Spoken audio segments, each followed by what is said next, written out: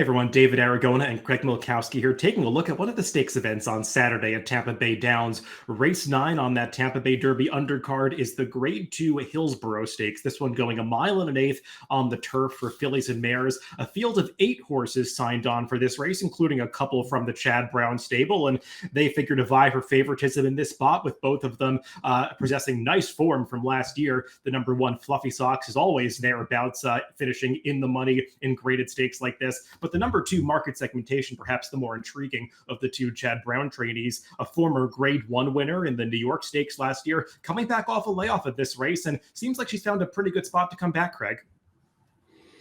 Yes, I would agree. I think this is a good field. This may be the best race on the card as far as quality goes. And both the Chad Brown runners are interesting, but I do think there's some others in there that could give them a fight.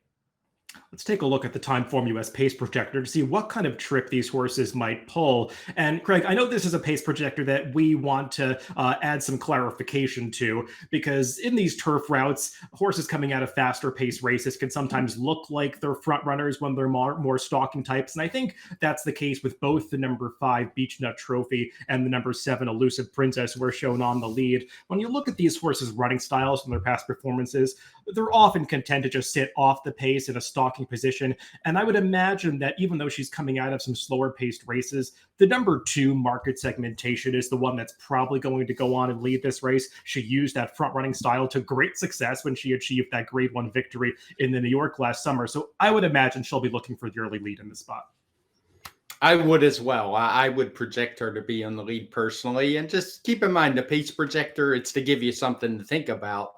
As David and I often do, you don't always agree with it, but it gives you a good starting point. I also think it's worth noting Market Segmentation is probably punished a little bit because of her last race. That one's not included, where it seemed like they just weren't intent on going to the front with stablemate in Italian in the race. Let's go through this field in post-position order, beginning with the number 1, Fluffy Socks, one of that Chad Brown trained duo in this race. And it's hard to knock her form, Craig. I mean, she's always in the mix. She runs well in every level that they race her, from Grade 1 company right down to listed stakes races. The problem is with Fluffy Socks, she just doesn't seem to win that often. She's often picking up minor awards in her races. You can kind of see that in her lifetime record, with 9 second-place finishes to go along with just her 5 victories. She's coming off a decent effort last time in the Pegasus World Cup filly and mare turf, where she closed from further back to get up for 4th in that race. She drew a good post position here, breaking from the inside, retains Irad Ortiz, who typically gives her very good rides. But I'm just wondering if she's going to get the right pace set up here, because she is a horse that can be pretty pace dependent. Yeah, she doesn't win very often, particularly of late. And like you said, it's not, even though it doesn't have the favors early flag and Timeform US, I'm kind of viewing the race that way, because there's just no real speed, and it's hard for me to envision a scenario where the pace gets hot.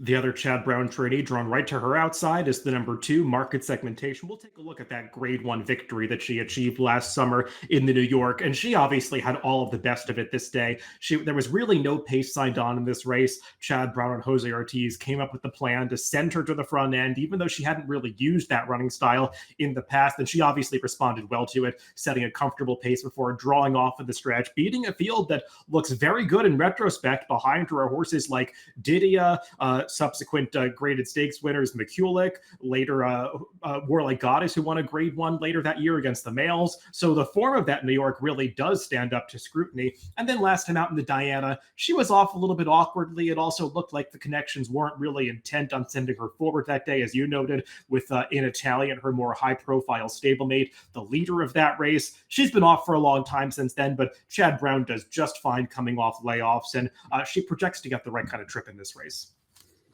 She does. I mean, even if by some chance she's not on the lead, she's going to be right up there, maybe stalking a long shot, and just figures to get a great trip. And those 2 125 speed figures she ran back-to-back 2 and 3 races back would just be very difficult for anyone in this field to beat.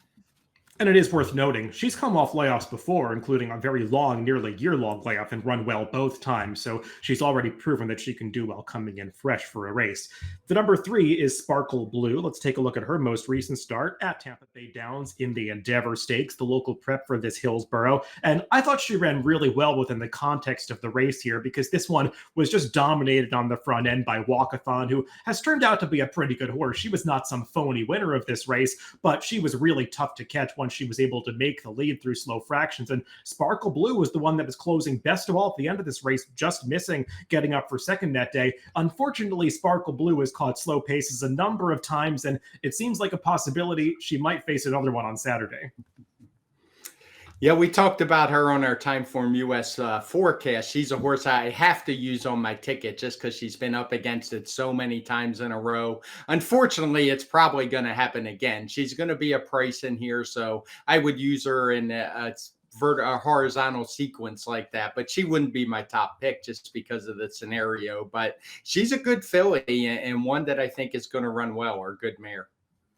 The number 4 is Aspen Grove, the winner of last summer's Grade 1 Belmont Oaks Invitational when she was making her U.S. debut, coming in off some ambitious spots in Europe. Got the job done that day at 15-1, but probably wasn't facing the toughest field. I think we subsequently saw that there were better 3-year-olds turf fillies out there later in the year, and she ran into some of them in the E.P. Taylor, also the Saratoga Derby when they tried the males. Maybe both of those were ambitious spots for her. Now she's coming back off a layoff to make her 4-year-old debut. She's just a little hard to place from a class standpoint, Craig, because I feel like her Belmont Oaks dresses her up a little bit, but maybe she was overmatched in those last 2 races.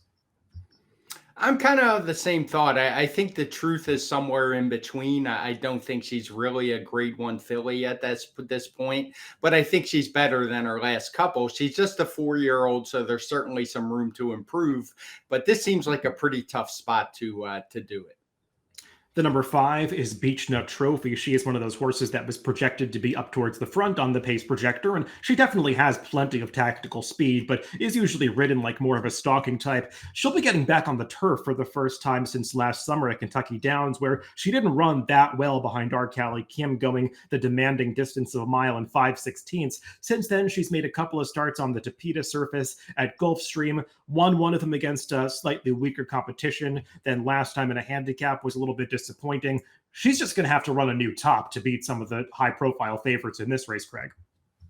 Yes, her speed figures are significantly lower than everyone else in the field for the most part. Maybe she can be a pace contender, but it's hard for me to see her winning a race like this. Another horse that would have to take a big step forward from a speed figure and form standpoint is the number 6, Embrace Me. She is coming off a victory last time out at Tampa Bay Downs, got a pretty good trip and pace that up that day to get it done at the allowance N1X level. But this is a huge step up in class from a first level allowance race to a legitimate grade 2 stakes. Yes, as we talked about, this is a strong grade 2, particularly for early season, and this horse has yet to hit the 110 Timeform US speed figure mark, so she would be quite the surprise. The number 7 is Elusive Princess. We'll go back to her U.S. debut when she won the Saratoga Oaks Invitational last summer at Saratoga over this boggy course on Whitney Day, or I think this was the day before the Whitney, had taken a lot of rain, and she's able to relish it. She had already shown form over soft going in Europe, so clearly this boggy going was no problem for her at Saratoga, and beats a decent field quite decisively, winning the over 3 lengths. Came back in the Queen Elizabeth II Challenge Cup, switching into the barn of Arno Delacour last time, and even though she finishes just off the board behind Maj, I thought she ran pretty well that day after stalking too wide against that foe, and we saw Maj come back to flatter that form, just missing in the Breeders' Cup Mile. Yeah, I think she has every right to win this race. Like I said, the race at Saratoga, maybe you kind of put a line through that given the conditions. They were pretty horrendous that day. But I thought her last race was really good. Even though she didn't hit the board, she ran a better speed figure. She was tackling older horses. I think that is for 3-year-olds. But she tackled a good one in Maj, who went on to, as you said, to run a really fast speed figure in the Breeders' Cup Mile, narrowly missing. She is just a 4-year-old. She has room to improve. So very strong contender. And she's coming back off the layoff for trainer Arnaud Delacour, who has very good numbers bringing horses back off layoffs. I looked up this stat in DRF Formulator, off 90 to 180-day layoffs over the past 5 years on the turf, 10 for 39, 26%, $3.16 ROI. So we know Chad Brown comes back off layoffs and does well. That's a given. Maybe everyone's not as universally aware of how well Arnaud Delacour does in this situation. So maybe that's going to inflate the price on Elusive Princess just a little bit.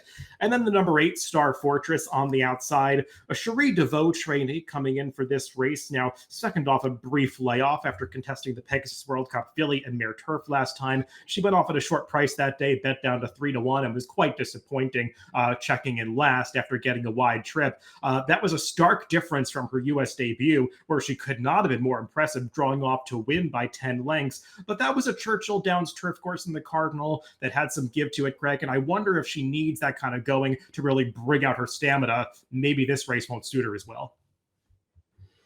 This seems like a tough spot for me. And as you noted on the forecast, not just the condition, she seems like a filly who probably wants to go longer than what she's going to get the chance to do here based on that race. And it just seems to me like she's going to be overbet. Her speed figures look fine and they fit in here, but watching the races don't really match the numbers for me.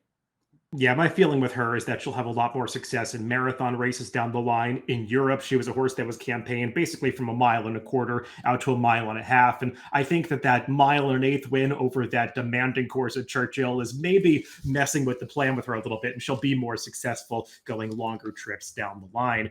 Well, let's throw up our picks for this Grade 2 Hillsborough. And Craig, I think we have a very similar opinion in this race. We just flip-flopped the top two, but I know we like similar horses in here. I did put the number 2 Market Segmentation on top. I just trust Chad Brown coming back off layoffs like this. This filly had gotten really good during her 4-year-old season. I'm not sure what went wrong. They kept her off the track for the second half of the year, but appears to be training well for her return. She's supposed to get the right kind of trip in this race. She is. It was basically a coin flip for me, and I went with the horse who I think is going to offer a little more value, and Elusive Princess. I could see either one of them winning, and it's a race where I'm going to be playing some vertical bets as well with those top 3 horses. Yeah, and I know we both have some interest in the number 3 Sparkle Blue, but just have a little more confidence that our top 2 picks are going to get better trips in this race. So the number 7 Elusive Princess for Craig, and the number 2 Market Segmentation for me in the Grade 2 Hillsborough, race 9 at Tampa Bay Downs on Saturday. Good luck if you're playing the races this weekend.